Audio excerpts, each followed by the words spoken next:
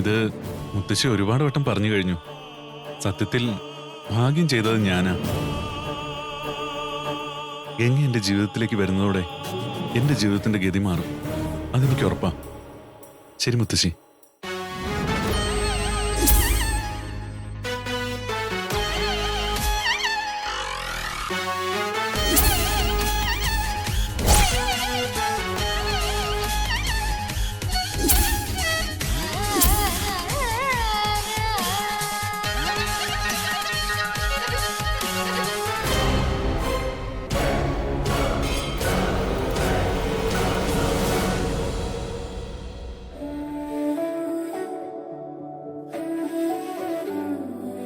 വെണ്ണിലാവിൻ നീലമാലാകി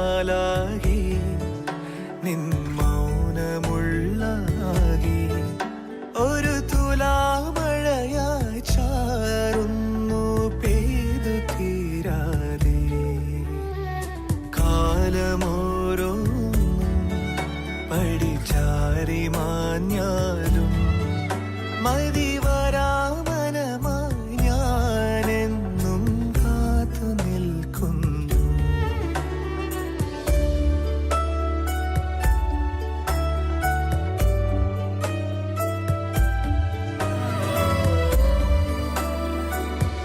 അമ്പട കള്ള, ഇതാണല്ലേ പണി.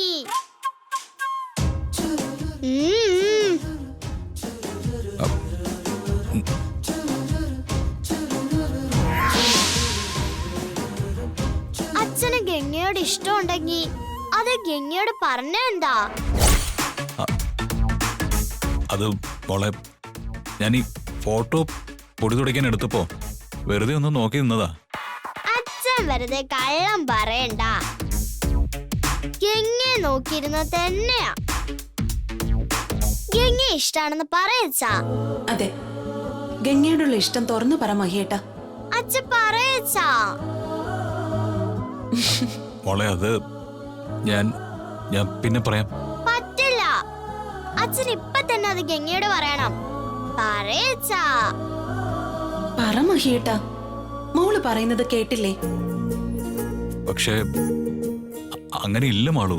അങ്ങനെയുണ്ടെന്ന് എനിക്കറിയാം. അച്ഛന് ഗംഗ ശരിക്കും ഇഷ്ടാ. അച്ഛൻ പറ. അതെ, മഹിയേട്ടന്റെ കളിക്കൂട്ടുകാരിയല്ലേ. മഹിയേട്ടന്റെ ഉള്ളിൽ എപ്പോഴും ഗംഗയുണ്ട്. നിങ്ങൾ തമ്മിൽ ചേരണമെന്ന് തന്നെയാ ഞാനും മോളും ആഗ്രഹിക്കുന്നത്. അച്ഛൻ പറയോ ഇല്ലയോ? മാളു, മഹിക്ക് ഗംഗ ഇഷ്ടമാണെന്നും വിവാഹം കഴിക്കാൻ ആഗ്രഹമുണ്ടെന്നും മാളുവിന്റെ അമ്മയായിട്ട് കൈലാസത്ത് താമസിക്കണമെന്ന് പറയാതെ അച്ഛൻ ഇനി എന്നോട് മിണ്ടണ്ട. ആളു,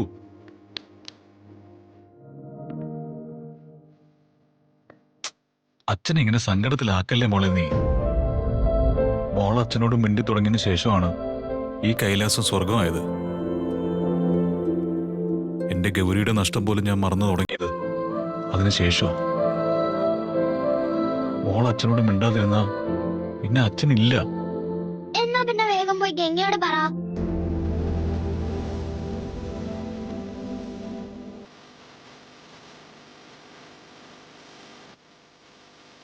മോളെ വിഷമിപ്പിക്കല്ലേ മഹിയേട്ടാ.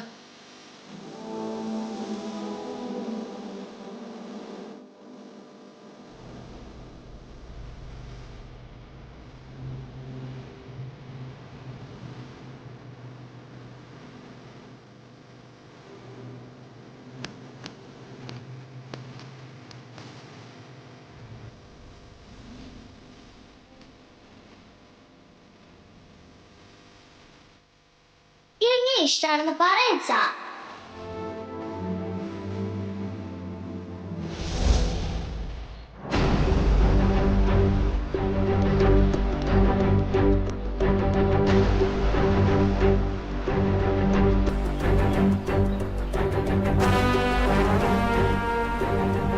എടാ, എനിക്ക് ഗംഗയെ ഒരുപാട് ഇഷ്ടമാണ്.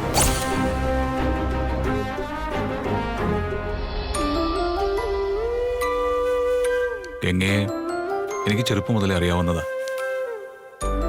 കളങ്കം എന്താണെന്ന് അറിയാത്ത മനസ്സാ ഗംഗയ്ക്കുള്ളത്. അവൾ എന്നെയും മാളുവിനെയും ഒരുപാട് സ്നേഹിക്കുന്നുണ്ട്.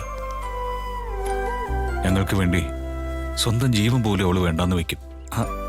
അതൊക്കെ എനിക്കും അറിയാവുന്ന കാര്യമായതുകൊണ്ടാ നീ ഗംഗയാണ് വിവാഹം കഴിക്കേണ്ടതെന്നും ഗംഗയാണ് മാളുവിന് അമ്മയായിട്ട് വരേണ്ടതെന്നും ഞാൻ നിന്നോട് പറഞ്ഞത്.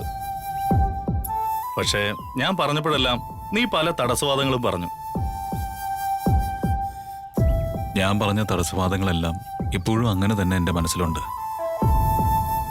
പ്രായം കൊണ്ട് എന്നേക്കാൾ വളരെ ചെറുപ്പമാണ് ഗംഗ. അവൾ എന്നെ ഏത് രീതിയിലാണ് കാണുന്നതെന്ന് പോലും എനിക്കറിയില്ല. പിന്നെ ഞാൻ എങ്ങനെ ഗംഗയെ പ്രപ്പോസ് ചെയ്യും? എടാ, നീ ഇതെല്ലാം മനസ്സിൽ വെച്ചോണ്ടിരുന്ന നിന്റെ മനസ്സിന്റെ തടസ്സവാദങ്ങൾ മാറുമോ? ഇല്ലല്ലോ. ഗംഗയുടെ മനസ്സിൽ എന്താണെന്ന് അറിയാൻ പറ്റുമോ? ഇല്ലല്ലോ. ഇല്ല. നിന്റെ മോളെ പൊന്നുപോലെ നോക്കാൻ ഇപ്പൊ ഒരാളെ ഉള്ളു മതി. അത് ഗംഗയാ. അത് മാളുവിന് പോലും തിരിച്ചറിയാൻ പറ്റുന്നുണ്ട്. നീ വെറുതെ കണ്ണടച്ചിരുട്ടാക്കാതെ ഗംഗയുടെ മനസ്സിൽ എന്താണെന്ന് ചോദിച്ചറിയാൻ നോക്ക്. നിന്നെ വിവാഹം കഴിക്കാൻ ഗംഗയ്ക്ക് 100 വട്ടം സമ്മതമായിരിക്കുമെന്ന് എനിക്ക് ഉറപ്പാ.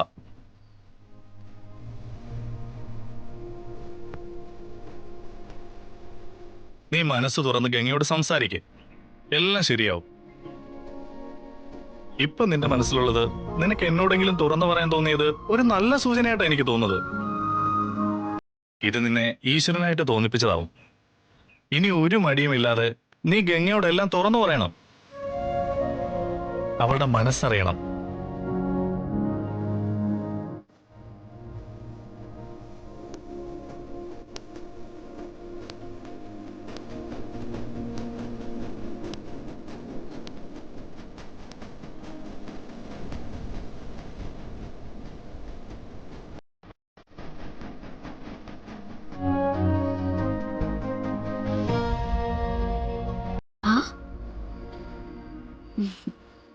അങ്ങനെ ആ രാജകുമാരനും രാജകുമാരിയും കുതിരപ്പുറത്ത് കയറി ഒരു നദിയുടെ തീരത്തുകൂടി യാത്രയായി.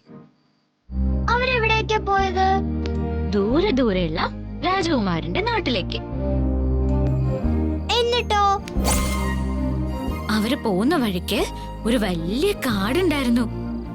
ആ കാട്ടില് ദുഷ്ടനായ ഒരു രാക്ഷസൻ താമസിച്ചിരുന്നു.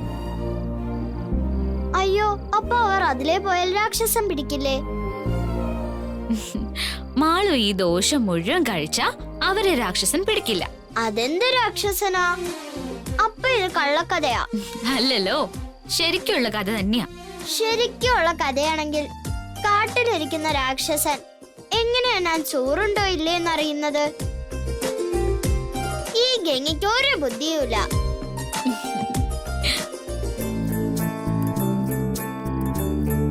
മാളുവിന് നല്ല ബുദ്ധിയാ ഗംഗേ. ഇത്തരം കള്ളക്കഥകളൊന്നും അവളുടെ അടുത്ത് ചിലവാവില്ല.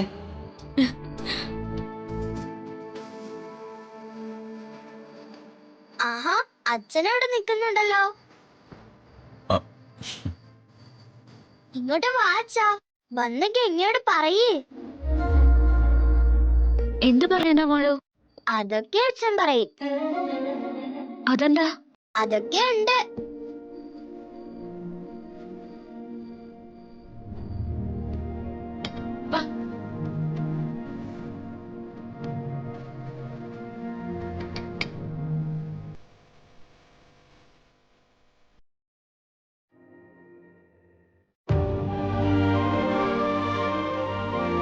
അച്ഛ പറയച്ചാ.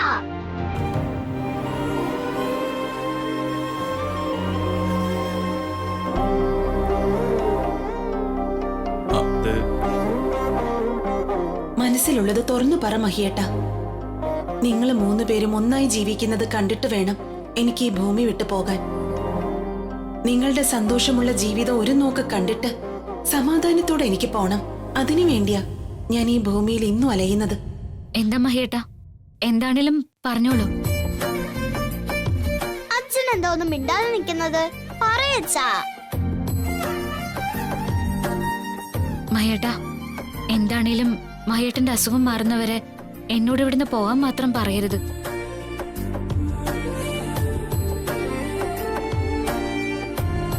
അതൊന്നുമില്ല, ഇത് വേറെ കാര്യ. അച്ഛൻ പറയും. മഹിയേട്ടൻ പറഞ്ഞിട്ട് എനിക്കും ഒരു കാര്യം മഹിയേട്ടനോട് പറയാനുണ്ട്. എന്താ അത്? അത് ഞാൻ പറയാം. മഹേട്ടൻ ആദ്യം പറയേ. എനിക്ക് പറയാനുള്ളത്, മാളു ആഹാരം എല്ലാം കഴിച്ച് ഞാൻ കൈയൊക്കെ കഴുകി മാളുവിനെ ഉറക്കിയിട്ട് വന്ന ശേഷം പറയാം. ഓഹോ, അപ്പൊ ഞാൻ ഉള്ളത് കൊണ്ട് പറയാത്തതാണല്ലേ? എന്നാ പിന്നെ വേഗം വന്നെന്നെ ഉറക്കിയിട്ട് വേഗം അച്ഛനോട് പറഞ്ഞോ. മാളു മാളു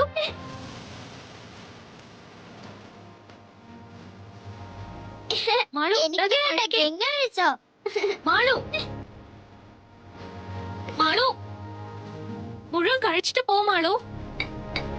വാ.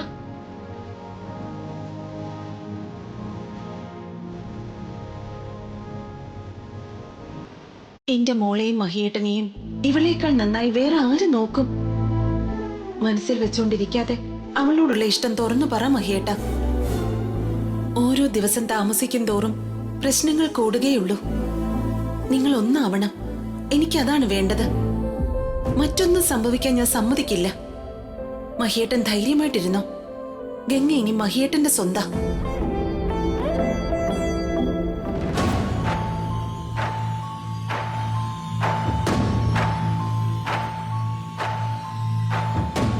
കുഴിച്ചിട്ട ഏലസിന്റെ ശക്തിയൊക്കെ കുറഞ്ഞു കാണും. അതാ ഗൗരി വീണ്ടും തലപൊക്കി. എങ്ങനെയെങ്കിലും അവളെ ഇല്ലാതാക്കിയേ പറ്റുമേ. നമ്മളെ കൊണ്ട് പറ്റാവുന്നതെല്ലാം നമ്മൾ ചെയ്തില്ലേ? എന്നാലും ഇതിനൊരു അവസാനം വേണ്ടേ? ഈ രക്ഷാമോതിരത്തിന് പോലും ഇപ്പൊ എന്നെ രക്ഷിക്കാൻ പറ്റാത്ത അവസ്ഥയാ. ആ ഗൗരി തൂക്കിയെടുത്ത് എറിയുമ്പോ എവിടെയെങ്കിലും തലയിടിച്ച് വീണാ മതി. നമ്മുടെ കാര്യത്തിന് തീരുമാനമാവും. ആ ഗുരുവമ്മയെ കണ്ട് 5-6 ഏലസ് വാങ്ങി ഈ വീടിന് ചുറ്റും കുഴിച്ചിട്ടാലോ? 2 നമുക്കും കെട്ടാം. അങ്ങനെ എന്തെങ്കിലും ചെയ്താ ഇതിനൊക്കെ പരിഹാരമാവുമെങ്കിൽ അതൊക്കെ ഗുരുവമ്മ നേരത്തെ ചെയ്തു തരില്ലേ? അതും ശരിയാ.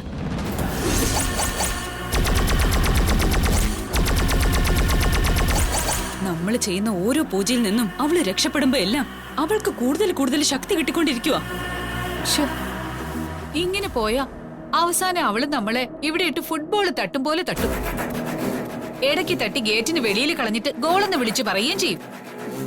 ചാകാൻ നേരത്തെങ്കിലും അമ്മ ഇങ്ങനെ ചളി കോമഡി പറയാതിരിക്കാമോ?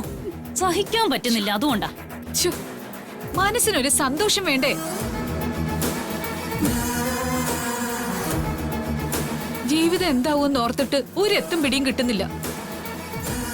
നിന്റെ കല്യാണം എന്ന് കഴിയുമെന്ന് ഓർത്താ അതും ഇങ്ങനെ നാളെ നീളേന്ന് പറഞ്ഞു പോവാ. ഒന്നുമില്ല, നിനക്ക് വയ്യാതാവും, അല്ലെങ്കിൽ മഹിക്ക് വയ്യാതാവും. 2 പേർക്കും കുഴപ്പമില്ലെങ്കിൽ ഗൗരി കല്യാണ മണ്ഡപത്തിൽ തീയിടും. ഇങ്ങനെ പോയി ഇത് എവിടെ ചെന്ന് നിൽക്കും? എനിക്കറിയില്ല. ഞാനെല്ലാം ക്ഷമിച്ച് നിൽക്കുവാ. അമ്മ ഓരോന്ന് പറഞ്ഞ് എന്നെ ഭ്രാന്ത് കയറ്റരുത്. ഞാൻ എന്തെങ്കിലും കടുങ്കൈ ചെയ്തു പോകും, പറഞ്ഞേക്കാം. ശരി, ഞാനൊന്നും പറയുന്നില്ല. അമ്മ ഇതെവിടെ പോവാ? ടെൻഷനായിട്ട് വിശക്കുന്നു. ഞാൻ പോയി എന്തെങ്കിലും എടുത്ത് കഴിക്കട്ടെ. ഈ അമ്മയുടെ ഒരു കാര്യം. എന്താടി നിനക്ക്? എനിക്ക് ടെൻഷൻ വന്നാ പിന്നെ ഭയങ്കര വിശപ്പാണെന്ന് നിനക്കറിയില്ലേ? അറിയാം. പോയി കഴിക്കേ, ചെല്ല്. അമ്മയുടെ ടെൻഷനെങ്കിലും മാറട്ടെ. ഓ ആ.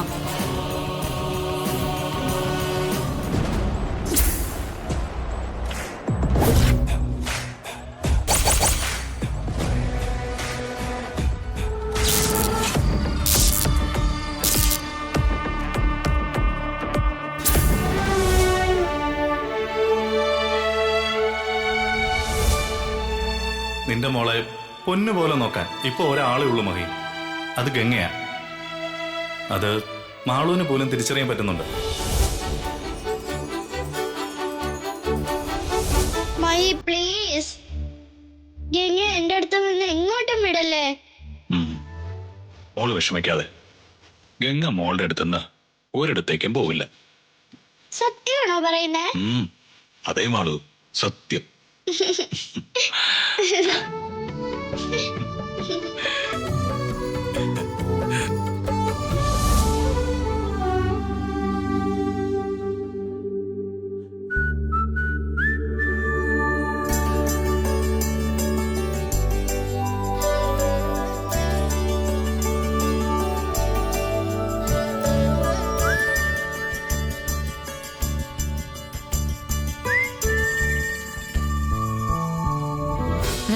ഇത് കുടിച്ചോ.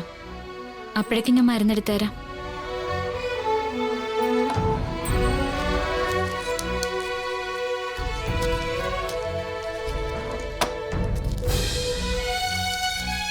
ദാ, ഈ വെള്ള മരുന്ന് ഉച്ചയ്ക്ക് കഴിക്കാനുള്ളതാ. ദാ, ഈ ചുവന്ന മരുന്ന് ഇപ്പൊ കഴിക്കണം. പിന്നെ ഇത് 3 നേരവും കഴിക്കണം.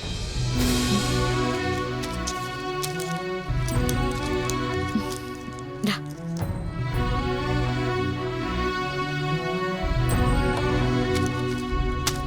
ഗംഗേ, എന്നോട് പറയാനുണ്ടെന്ന് പറഞ്ഞത് എന്താന്ന് പറ. ആദ്യം മഹേട്ടൻ പറയേ.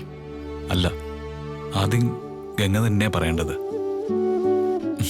ലേഡീസ് ഫസ്റ്റ് എന്ന് കേട്ടിട്ടില്ലേ? അങ്ങനെയൊന്നുമില്ല, എനിക്കെല്ലാം മഹേട്ടൻ കഴിഞ്ഞേ ഉള്ളൂ. അതുകൊണ്ട് എന്താണെങ്കിലും മഹേട്ടൻ ആദ്യം എന്നോട് പറഞ്ഞോളൂ. അങ്ങനെയുള്ള ചിന്തയൊന്നും വേണ്ട, ഗംഗ പറഞ്ഞോളൂ. ഗംഗ എന്താ പറയാൻ പോകുന്നെന്ന് കേൾക്കാൻ എനിക്ക് വലിയ ആഗ്രഹമുണ്ട്. ഇല്ല, ഞാൻ പറഞ്ഞില്ലേ, എനിക്ക് എല്ലാത്തിലും വലുത് മഹേട്ടനാ. അതുകൊണ്ട് മഹേട്ടൻ പറഞ്ഞു കഴിഞ്ഞേ എനിക്ക് പറയാനുള്ളൂ.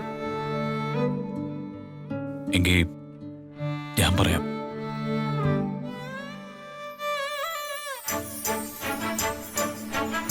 എനിക്ക് ഗംഗയെ വിവാഹം കഴിക്കാൻ ആഗ്രഹമുണ്ട്.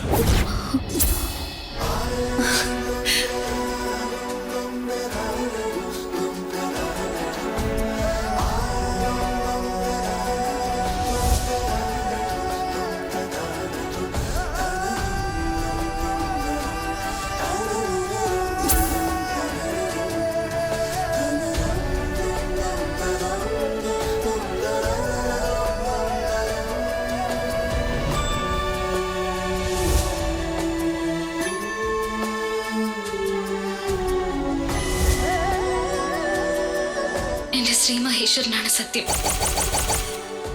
മുത്തശ്ശി പറയുന്ന ആളെ മാത്രമേ ഞാൻ വിവാഹം കഴിക്കൂ.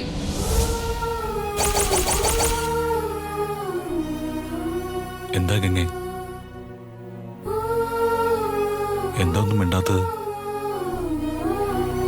മാളുവിന് നല്ലൊരു അമ്മയായി അവളുടെ കാര്യങ്ങൾ നോക്കാൻ ഈ ഭൂമിയിൽ മറ്റാരേക്കാളും ഗംഗയ്ക്ക് സാധിക്കും. അതെനിക്ക് ഉറപ്പാ.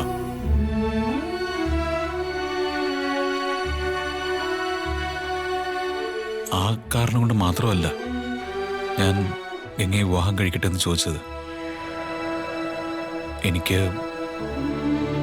ഗംഗ എൻ്റെ ഭാര്യയായിട്ട് വരണമെന്ന് ആഗ്രഹമുള്ളതുകൊണ്ടാ.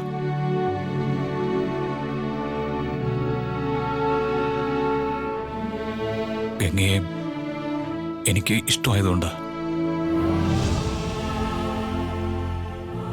ഗംഗ മറുപടിയൊന്നും പറഞ്ഞില്ല.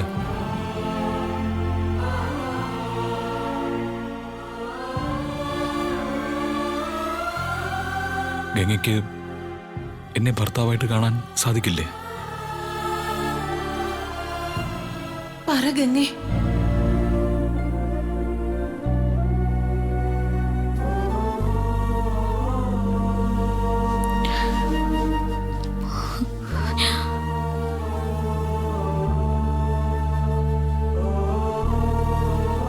എന്താ ഗംഗേ, എന്തു പറ്റി? എന്താണെങ്കിലും തുറന്നു പറഞ്ഞോളൂ. അത് മഹേട്ടാ,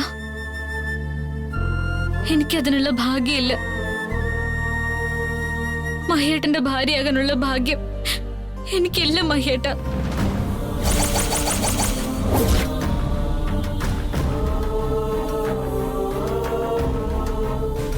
എന്താ ഗംഗേ, നകുലുമായിട്ടുള്ള വിവാഹ നിശ്ചയം കഴിഞ്ഞതുകൊണ്ടാണോ? അല്ല മഹേട്ട. പിന്നെന്താ? മുത്തശ്ശിക്ക്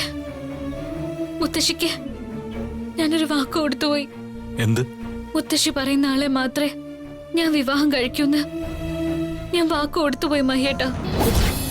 മറയുമോരോ പകലിലും നീ കാത്തു നിൽക്കുന്നു.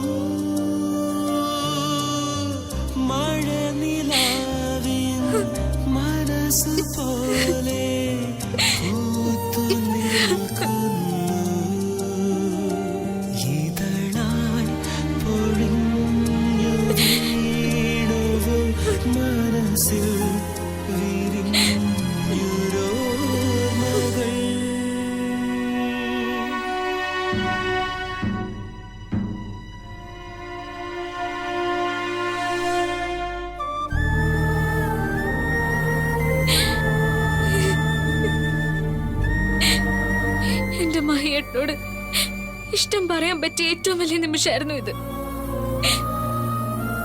എനിക്കതിന് കഴിഞ്ഞില്ലല്ലോ ശ്രീ മഹേശ്വര. ഞാൻ എങ്ങനെയാ ഭഗവാനെ മുത്തശ്ശിക്ക് കൊടുത്ത വാക്ക് മാറ്റി പറയാ?